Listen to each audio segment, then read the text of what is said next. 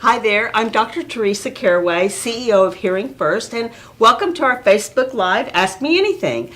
We're broadcasting today from Boston, Massachusetts, where we happen to be here in town attending the American Speech and Hearing Association convention with about 18,000 of our closest friends who happen to be speech pathologists and audiologists.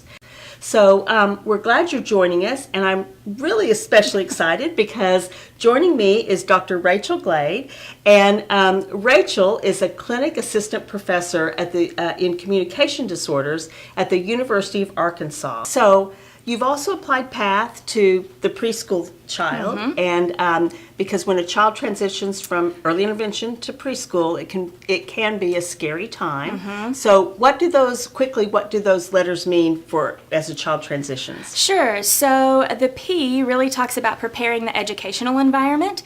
This means that we need to think about things like classroom acoustics.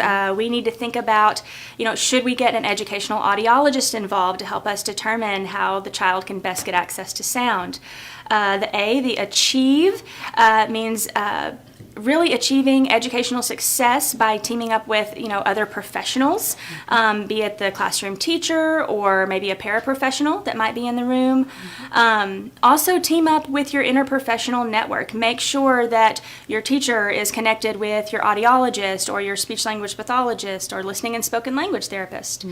And then H, really that's the key, because oftentimes when we switch to preschool age, that's when we switch over from that individualized family service plan to an individualized education plan.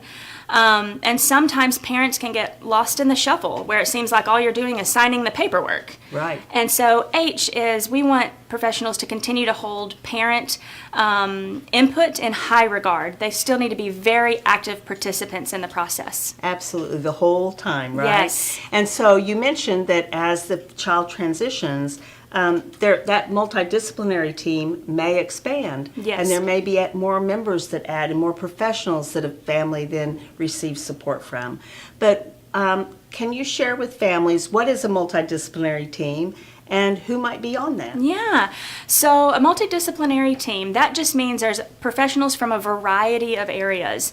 And when they're little, that might be like the ENT physician, your audiologist, your speech language pathologist, or listening and spoken language therapist. As they get older, that may mean something like maybe it's an itinerant teacher or a teacher of the deaf or a paraprofessional. Like I said, it's anyone that can help your child to have the best educational success.